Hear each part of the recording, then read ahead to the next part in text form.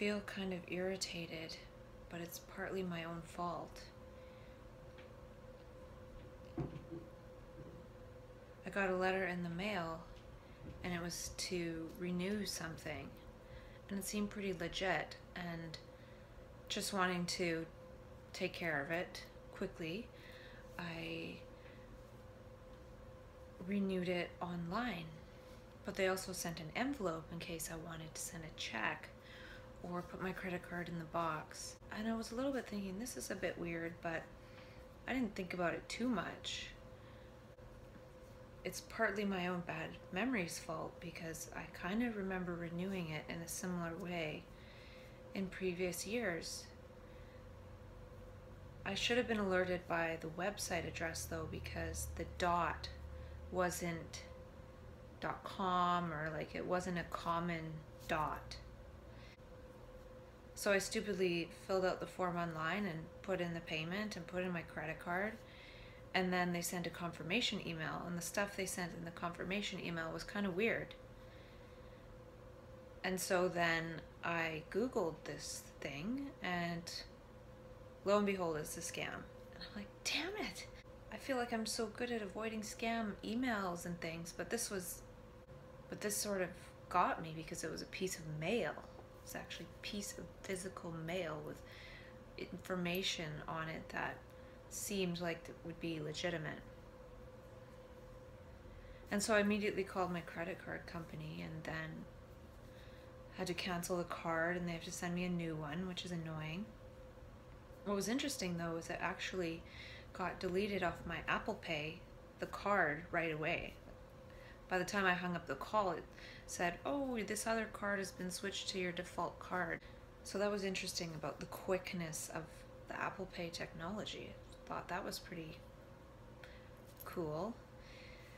So it's annoying. I need to get a new credit card. I need to put the numbers in different places, that I have automatic payments, which sucks. But I guess I just feel kind of pissed off that I got had by that. And so I immediately Googled, this is something a manic would do. And it's more out of fun than actually being mad for real, because whatever, I'll dispute the charge, switch my credit card number. Kind of sucks. So anyway, I Googled, what can I put in that envelope and send back to them? And a good one that Google came up with was glitter. So they'll open the envelope and there'll be glitter everywhere. And I think that's a good one because it's not going to hurt anybody, but it's sort of like a FU, and I'm not going to indicate that they actually got me, because they did. But at least they'll get an envelope full of glitter. And if I think of anything else good to put in there, I will. Actually, it'd be cool to put some bed bugs in there, but I don't know where I would get bed bugs. So yeah, that'll be my thing, my creative way to respond. So I'm looking forward to that. I'll need to make a trip to Dollarama, perhaps. And I went to that mental wellness event. It wasn't all about mental wellness, it was more about also being an athlete and mental wellness. So it wasn't your typical mental illness event. And there was a naturopath who spoke, who talked about the healing power of nature and forest bathing. And I often will go to the park where there's lots of big tall trees for even just a short period of time to have it recalibrate me, and I find it very refreshing. And she also talked about a study where people that had treatment-resistant depression, they were taking antidepressants, and then if they took aspirin, 50 to 80% went into remission, and these were treatment-resistant people. And I was thinking about how a lot of the inflammation would probably cause it so it's hard for the oxygen to get to different parts of the brain, if the brain is inflamed or even if the body's inflamed. So again, I think that has to do with the oxygenation problem. And last night was my second night of not taking any Seroquel, and I slept fine. So it seems that I'm done with the Seroquel for 6 to 8 months, at least, hopefully. And she also said that vitamin D and fish oil and turmeric help with inflammation. And there's a lot of other things too. I haven't been taking turmeric, but I take vitamin D and fish oil.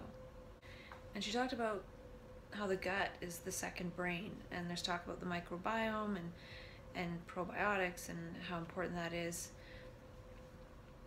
And she was saying that the gut can actually generate just as much dopamine as the brain, and 90 to 95% of the amount of serotonin as the brain, and that gut bacteria can communicate with brain function.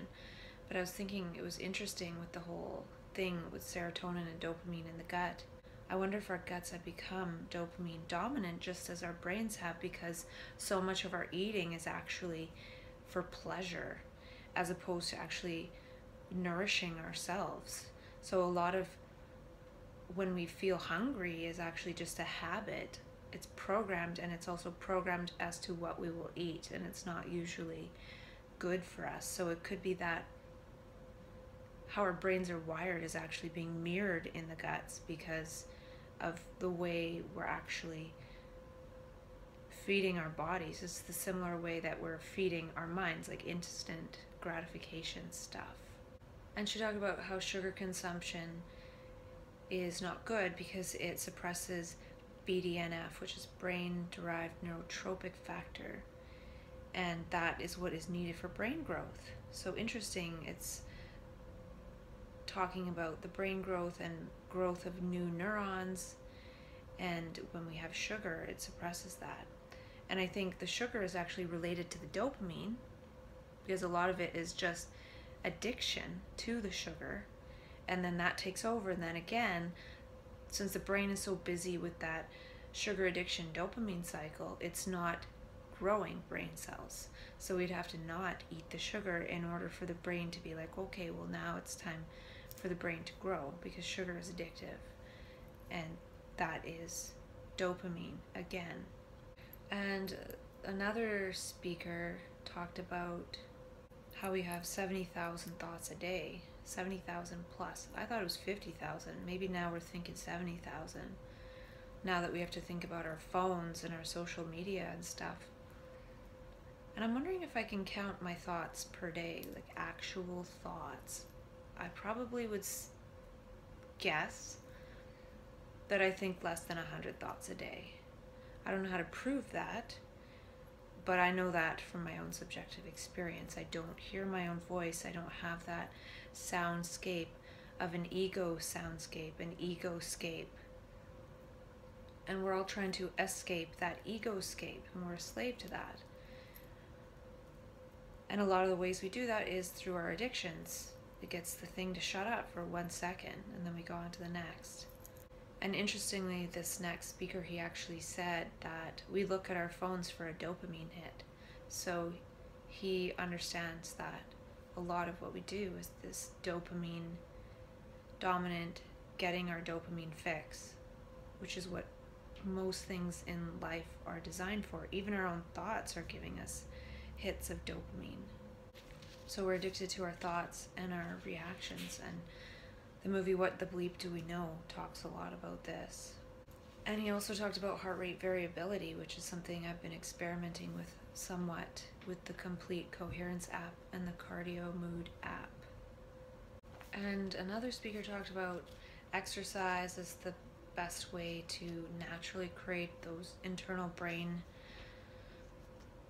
chemicals that we need, and also immersive activity, so being immersed in the present moment. She brought up the point that depression is usually some kind of regret of the past, and anxiety is sort of fear of the future. So in a way, I don't think she worded it the way I thought about it exactly, but the cure, in a way, the cure is the present moment. So anything that brings one into the present moment is sort of the cure for those things. And so why aren't we in the present moment? It's usually because we're out of alignment with the type of present moment that we were designed to move towards naturally as our unchanged trajectory of development, unchanged by the thoughts we have recorded and turned against ourselves in our own voice, and then actually believe them to be true because we hear ourselves saying them. And she said that when she found her passion, she found a lot of joy in sharing what had changed her life so significantly with other women.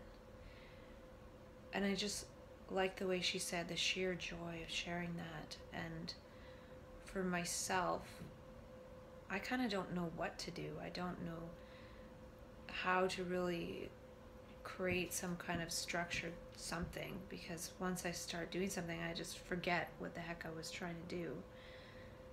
I almost feel like sometimes I'm too present and I forget how to use the past and the future in a way to unfold something. So I just sit down in front of my phone and start talking and don't really remember what I was talking about even yesterday. And maybe there's some joy in that I'm able to use my voice to express some of these things that I've experienced and I've seen,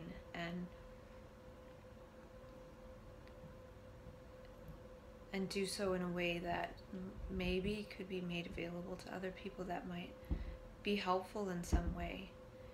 And it's not meant to be, this is how you do it, because we're so caught up in step 1, step 2, step 3 that we lose touch with ourselves because we're so busy following other people. I feel like I ever were to do step 1, step 2, step 3, I'd want to do it collaboratively and co-creatively with other people. I wouldn't want to do it just me. It'd be kind of boring. And hopefully I can talk myself silly to the point where I feel like I have nothing else to say, and hopefully be more embodied.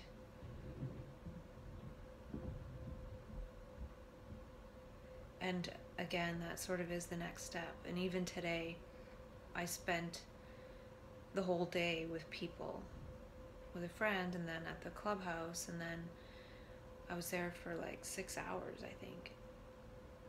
And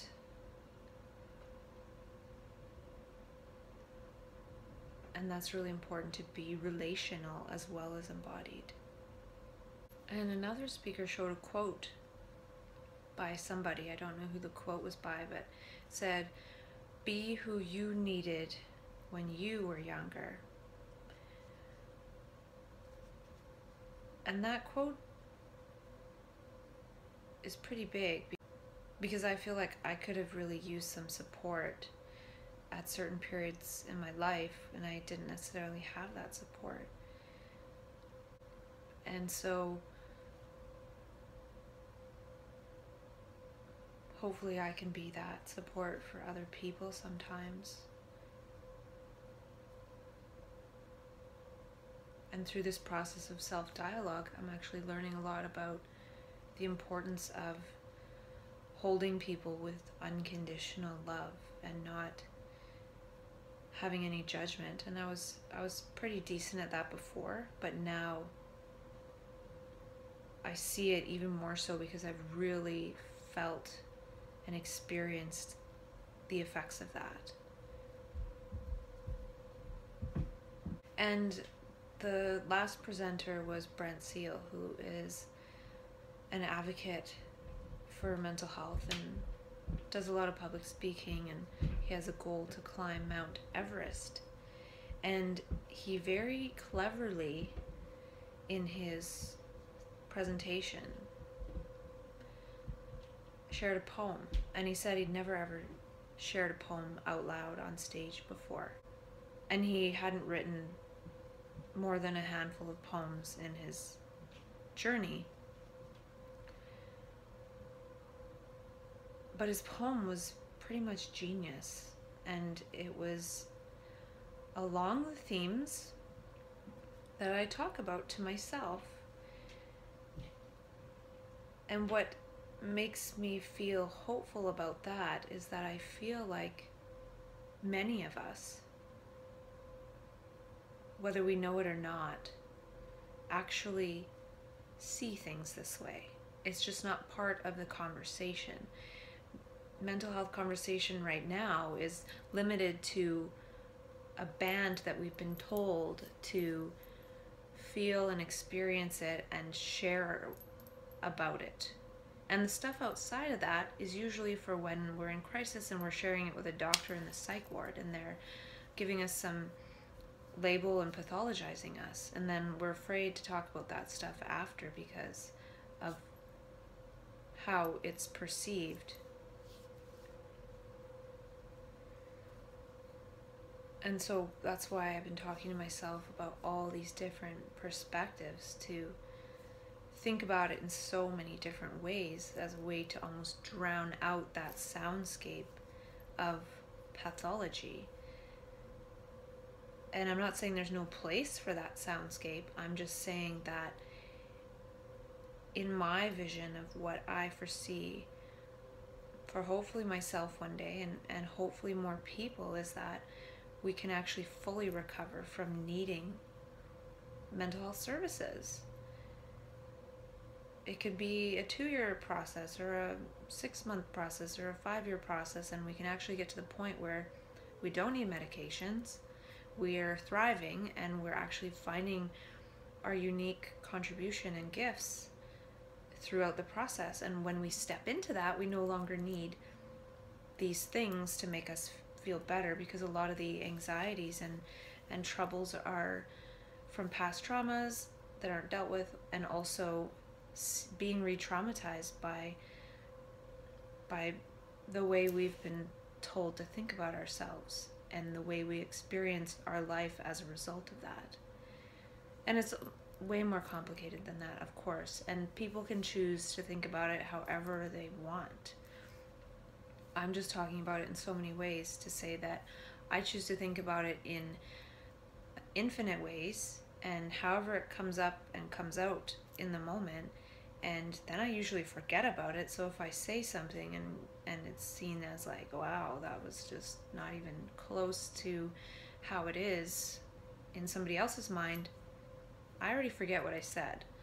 So it's about just speaking in the moment and sharing and being open and wondering and being curious about the whole thing, then what's right and what's wrong. And I think that's important in starting to think and learn again. And when we do that and when we open ourselves up to that, we're not so afraid of it, because we've thought about it in so many different ways that if some other thing comes into consciousness that's distressing, we have more context through which to hold that and be with it and allow it to pass, versus thinking it has so much reality. By talking about the experiences in so many different ways and thinking, well, none of them really have reality, well, then when something else comes along, it doesn't have that much reality either. So there's a lot of different ways even just to think about that. But where I was going with that is that people out there that are already advocates likely have their own perspectives that they can't even share yet. And they might have ones if they heard someone else say, they'd be like, wow, yeah, that totally resonates with me. If they heard another advocate say it, they'd be like, yeah, I've experienced something similar, or yeah, I can see it that way. And then there might be people that haven't necessarily thought about other ways of thinking about it, but as soon as they hear other ways, they might be like, well, yeah, that makes sense based on my experience. Like if I say something like it's important to look at people with unconditional love, like that's not really that out there, I don't think. And anyone that has been labeled and pathologized might say, I think that it would have been helpful if people weren't judging me and afraid of me, and the way people approach me wasn't helpful. And I think a lot of that actually causes the person to go downhill more so than necessary, and then it creates more chronicity and more need to actually go through this big recovery process because of the way that it's received in the first place. And I know Dr. Michael Cornwall does a lot on that, because he used to work at, I think it was either Soteria House or Diabasis House, where it was completely medication free. And this was in the late 70s, before the biochemical imbalance in the brain and the brain disease was accepted as truth. And when that happened, anything that was sort of not in that alignment with that was defunded. So he worked there for a long time and helped people go through the process. And when a person came in, they even selected the person that they resonated with to work with. It was sort of how whoever the person naturally gravitated towards was the main person that would support them through their process. So there's so much there, but what I'm trying to say is that I feel, at least with us who've experienced these things, we need to start talking to each other differently about this. I think a lot of the focus is around, let's get so-called normal people to not stigmatize us, and let's get them to understand more about the mental illnesses, when if we focus our energy more on talking about it in the way we want to, in terms of our gifts, and start collaborating with each other, we might be able to build something, even if it's relationships and connection and community, that will help us outgrow the need for us to even say don't stigmatize us, because we will be beyond the point of caring. And if we're able to support each other in a certain way, we'll be able to get off some of these medications.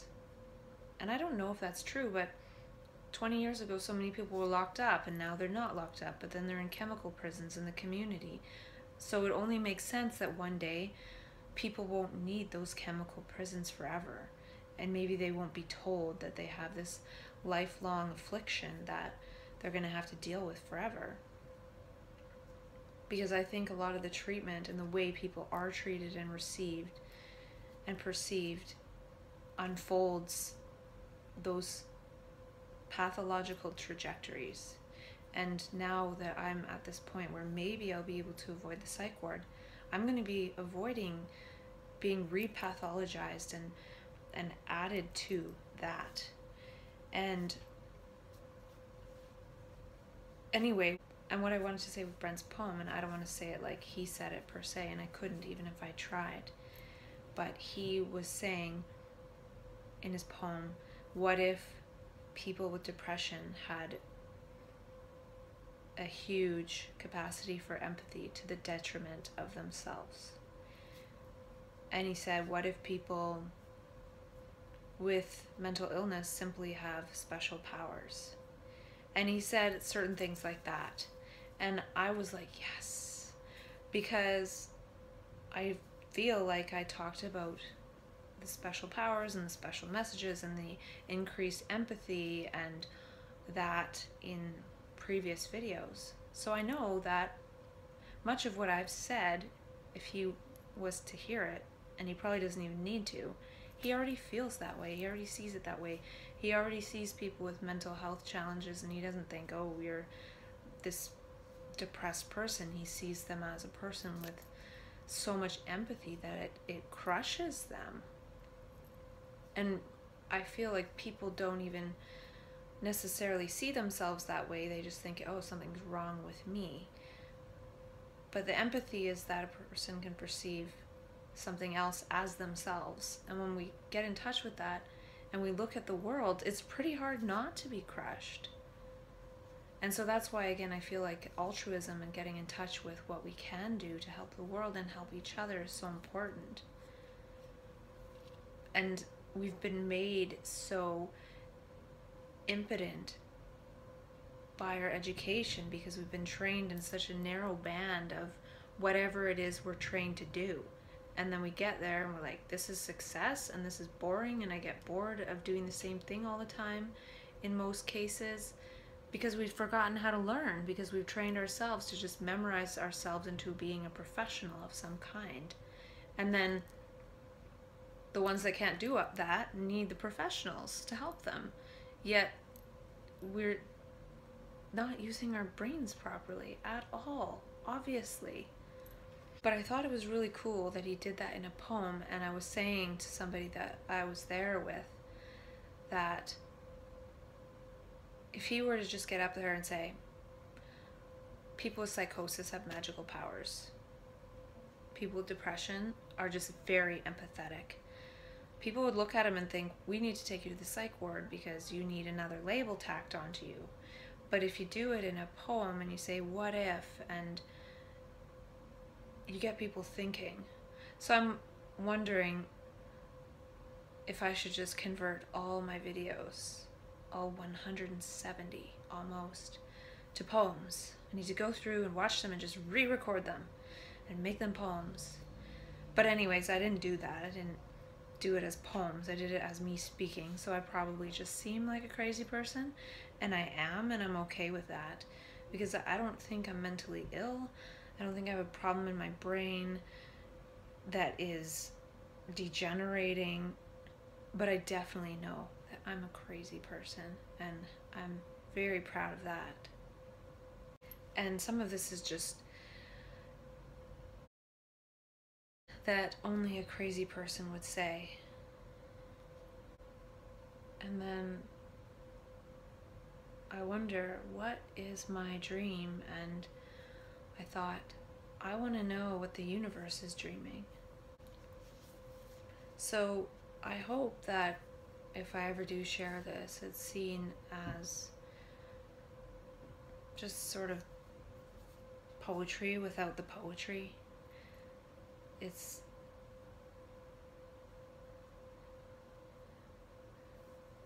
me provoking my own brain to think about things differently and not necessarily saying things that are provable or scientific, or it's from a domain that we all have access to, but we can't really measure it. And the thing is that often they talk about people don't get help. Somebody mentioned in the evening that 2 out of 3 people that have a mental health concern don't get help. And I was thinking, the help sucks. Who wants that help? Who wants to go see a doctor who's gonna just label them and give them a drug? Like, who wants that? Nobody does. The fact that people have to wait till they're just in such crisis and emergency before they get help, usually by being dragged in by the police or some family member who's afraid, and get turned over to being labeled and pathologized, and the trajectory that puts a person on is just totally off. And so I feel like the help has to be better, and we have to help each other and make the help suck less, because I avoided the help last time. I avoided that help that sucks, that has a big chance of making things worse. And I actually got some of my records from my psych ward stays, the 3 that I had in the last 2 years, and luckily I avoided this 4th one. And I was reading some of it, and it's just not very nice. So I was actually thinking in my next video of reading some of it, but doing it sort of maybe rap style. I don't know. I don't know if I'm going to do that or not, but I might, because I think it's important to have some fun with this. Be a little bit of a disturber in chief. And that's harnessing some of the manic energies, even though I'm not manic, but getting in touch with that playfulness and maybe playing back at some of it a little bit and not taking it so seriously. And that would just be an experiment.